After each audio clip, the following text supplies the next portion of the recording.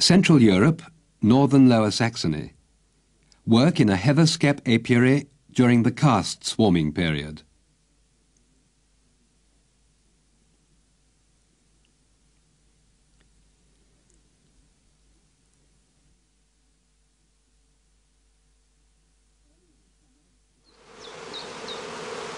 Early in the summer, the beekeepers allow their stocks to swarm in order to increase their skep colonies. The prime swarming period of the heather bees is followed in June by the period in which second swarms, or casts, are thrown off. The beekeepers of Klindwort's large-scale bee farm are expecting the casts at the Marschhorst outstand. On account of its enclosed arrangement and location in a birch, alder and pine wood, this position is particularly suitable for the work occurring at this period. Once the prime swarm has flown, 7 days after their cells have been capped over in each skep, the young queens are ready to emerge. During this time, the bees are gathering nectar and pollen to supply the colony.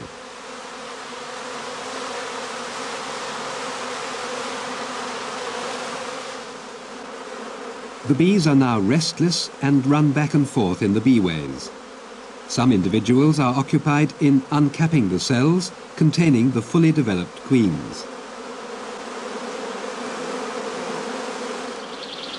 Immediately on emerging, the young queen surrounds herself with bees in order to leave the skep. The first cast is thrown off about 7 to 10 days after the prime swarm, headed by the old queen, has migrated.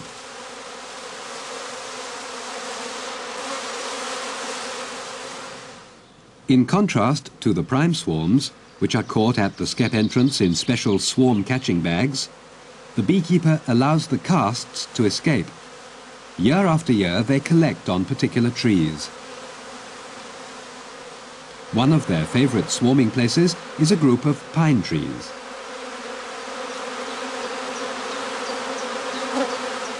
Under their branches, several of the casts, each weighing 1 to 1.5 pounds, collect together. They collect to form a swarm cluster of increasing size. The queens of the various different casts find their way to the outside. Now is the time for the beekeeper to act. With a jolt, he shakes the swarm clusters into a catching skep. While the skep is resting on the ground, the bees again congregate around the queens inside it, consolidating once more into a cluster.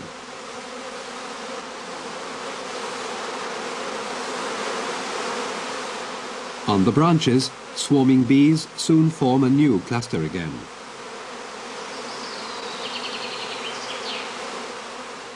The beekeeper collects the casts at regular intervals.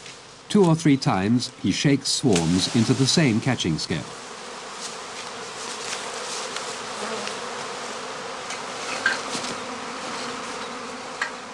In the course of the swarming day, the casts increasingly tend to collect directly at the stand or in the immediate vicinity. By means of a skep placed on the eaves, the beekeeper offers the swarm a dark hollow, which invites them to enter.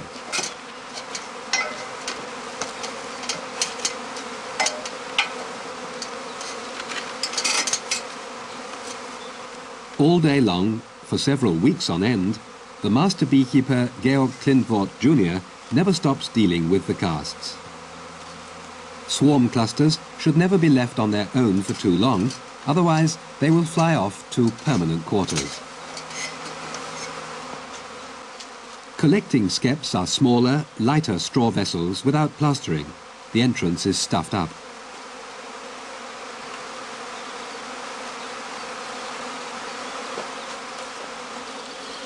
The virgin queens emerge in the colony at intervals of about 2 days. Warm weather encourages them to swarm. If, however, bad weather delays their swarming, a particular noise known as tooting is a sure sign that further queens are ready to emerge.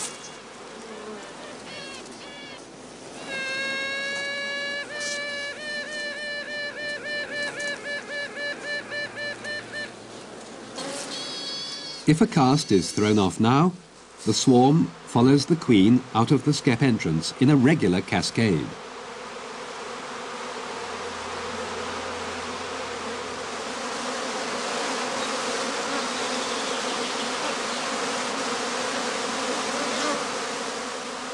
As more and more swarms are thrown off and collect under the branches and the eaves, the beekeeper assembles the filled catching skeps in order to provide for the casts.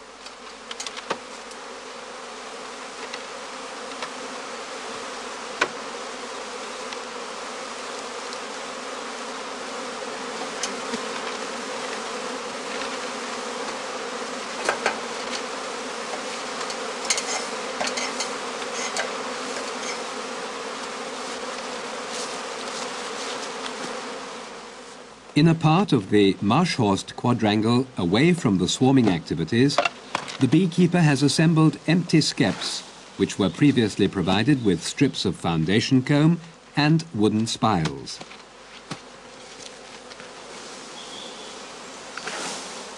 He fills each skep with about 2 wooden platters full of cast bees.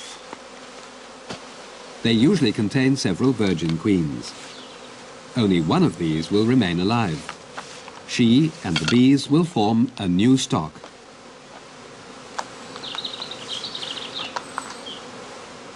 To prevent the bees dispersing again, the skeps are immediately sealed bee-tight with covering cloths. The entrances are still stuffed from the plastering of the basket work.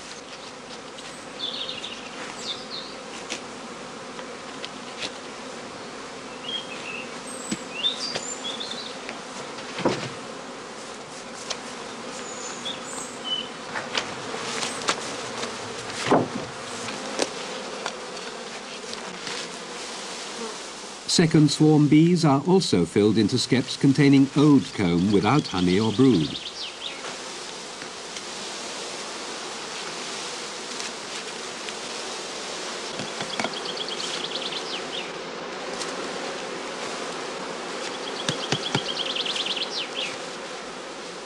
£1.5 pounds is the usual starting weight of a new colony.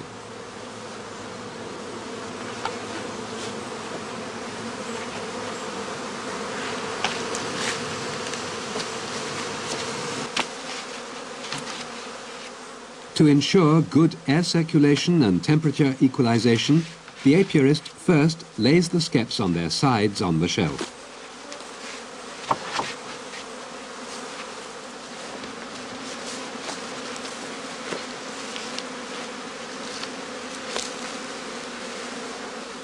Young queens are also removed individually from the catching skeps.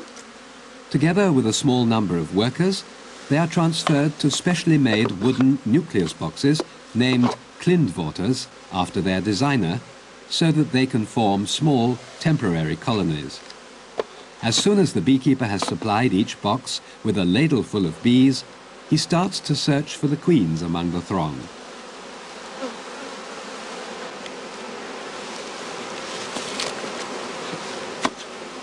One by one, he places young queens among the bees. The idea is to obtain mated queens to hold in reserve.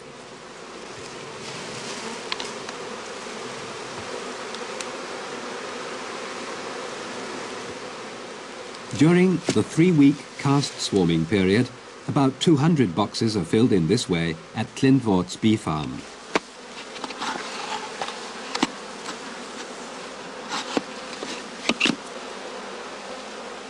Bee candy placed on the floor of the box provides the bees with nourishment to start with, because the flight openings remain closed for the first few days.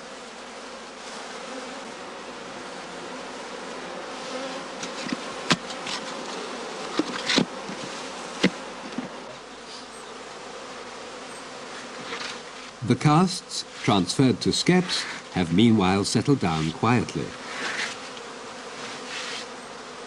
About 24 hours later, towards evening, the beekeeper places the skeps upright. As there is now no danger of the bees departing again, he opens up the entrances that have been stuffed with cow dung.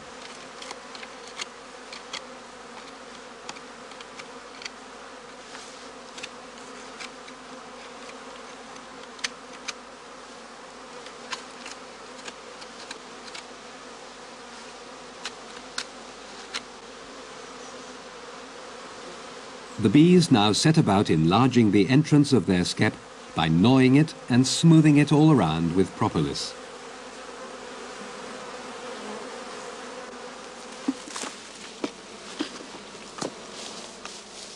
The sealed nucleus boxes are set up in the open 3 days after they have been filled.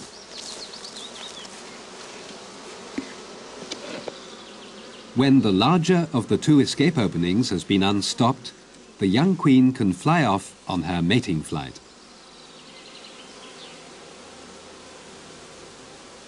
The spacing between the boxes makes it easier for the bees and their queen to find their way back to their own place.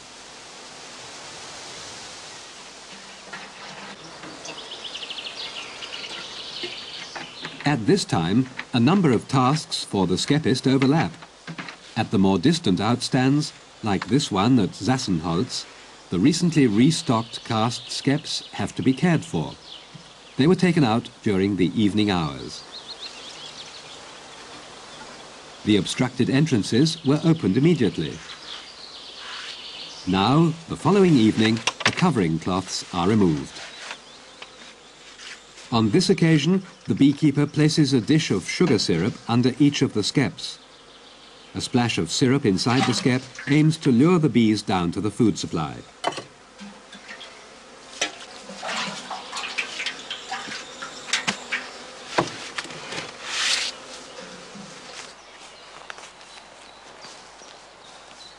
After standing undisturbed in the open for a few days, the boxes are inspected for queen rightness.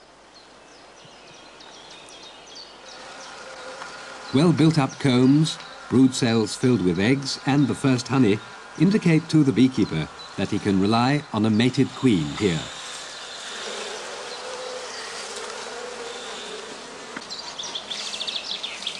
He then closes up the flight openings.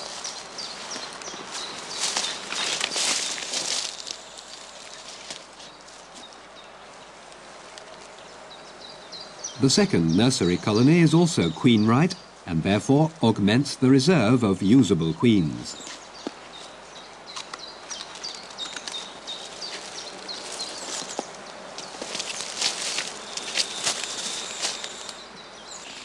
The 2 small combs, consisting only of drone cells, and the eggs in several of the large cells, tell the apiarist that the queen in this nuclear colony has remained unmated. So she has laid only infertile drone eggs.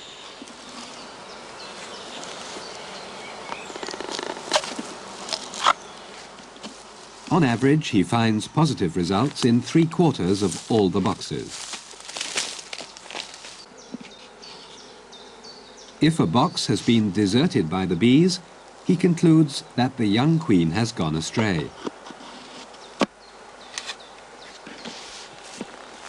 As work continues, the beekeeper allows 2 to 3 casts to swarm out of each skep in the Marschhorst outstand until 10 to 12 days after the prime swarm, he takes action.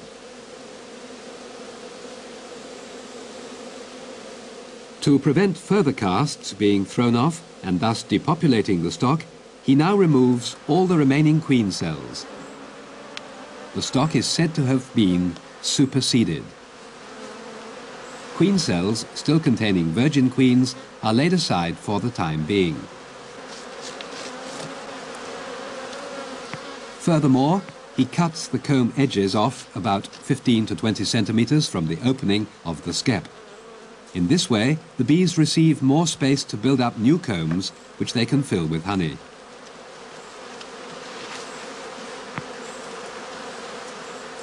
He uses a special skep knife to do so.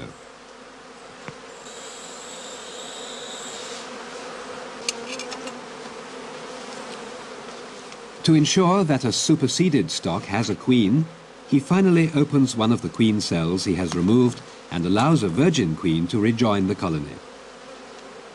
He makes sure that she is perfectly developed.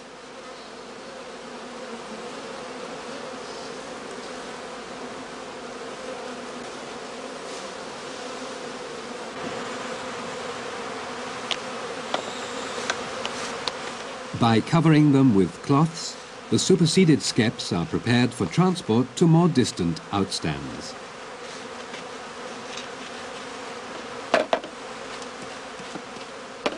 Skep by skep, the beekeeper works through all the 700 colonies of his apiary. In this way, he gives them the best possible start for heather honey gathering from these skeps.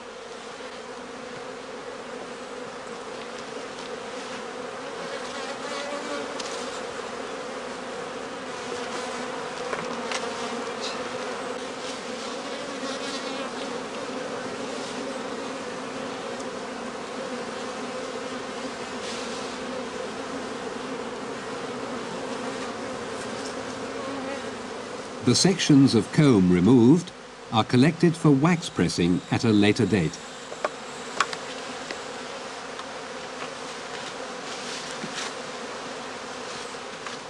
Just like the casts shaken into skeps, the superseded stocks also need repose and the proximity of good foraging grounds for favourable development.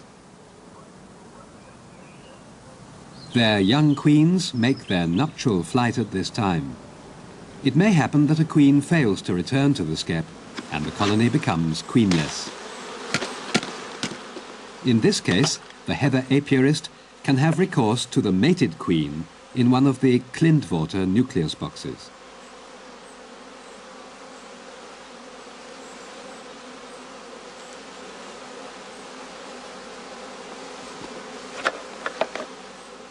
Such queens are put into small nursery cages, the opening of which is sealed with bee candy.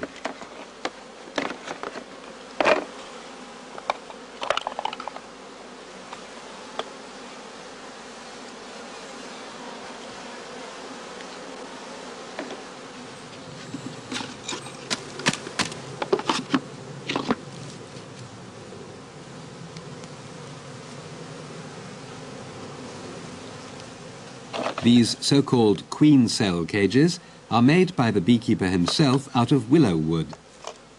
They are provided with 4 longish slits and a spur for anchoring them.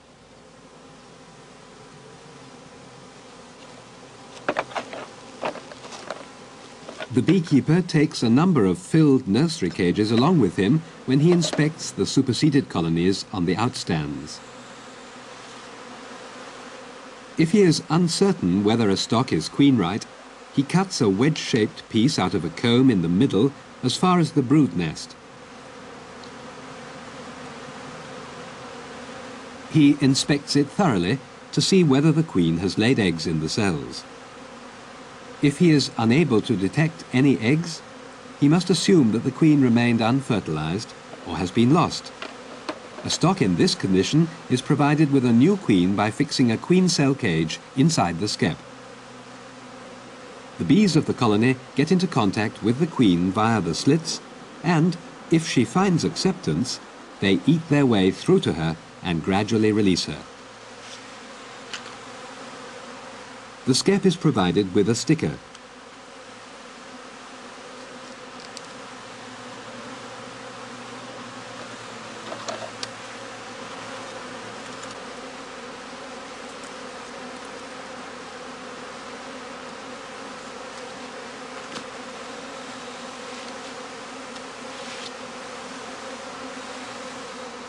In this way, all the superseded stocks are controlled by the beekeeper.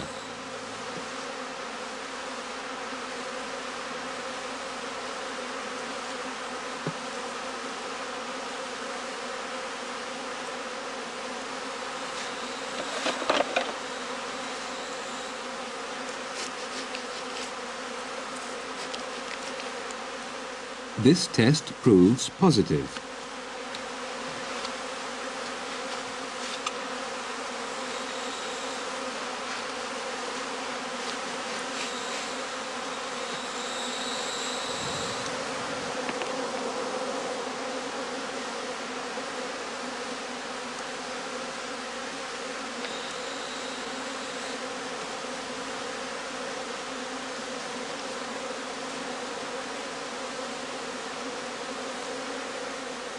On average, 1 skep in 10 has to be provided with a caged queen.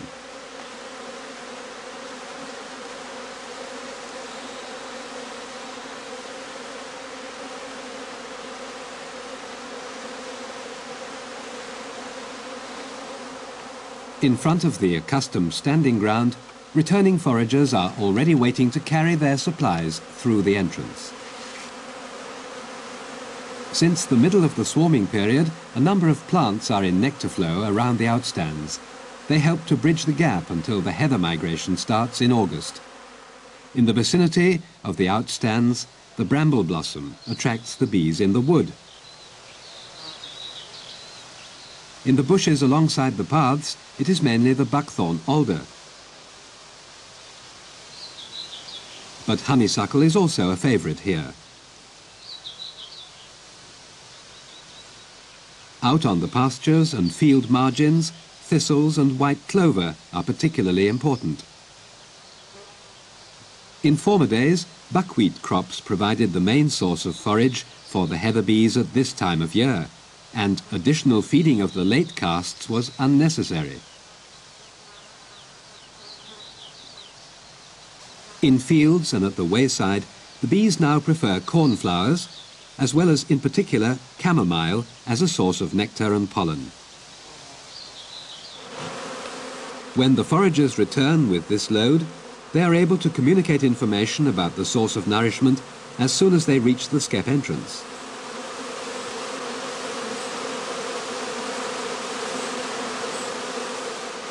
A further source of food is found on leaves. Particularly in oak woods, the bees collect the sticky exudation caused by aphids, known as honeydew.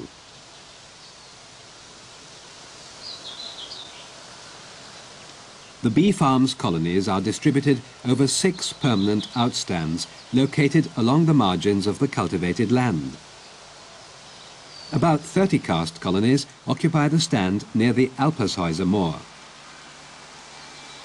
The loose arrangement of sites makes it easier for the bees to find their way home.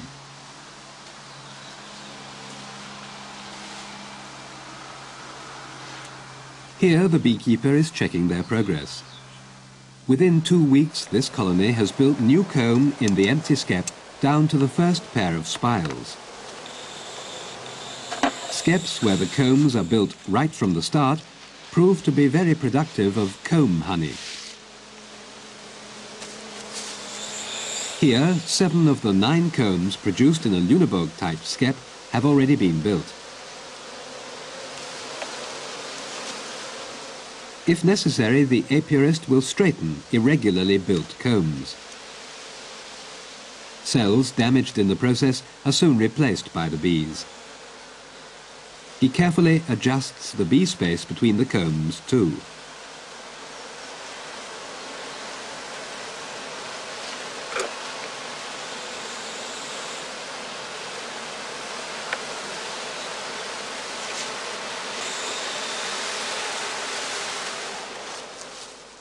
Some stocks have already built their combs down to the centre pair of spiles and laid out all 9 combs. If the skepist discovers a queenless colony while inspecting the comb development, he shakes the rest of the bees out of the skep. Beforehand, he makes perfectly sure that no queen is present. The evicted bees will beg their way into other colonies. The skeps remain on the outstands for several weeks. Up to the time of migration to the heather, the bees are engaged in building out the combs, rearing the brood, and laying up the necessary stores. With the help of casts, the beekeeper has succeeded in increasing his stocks threefold.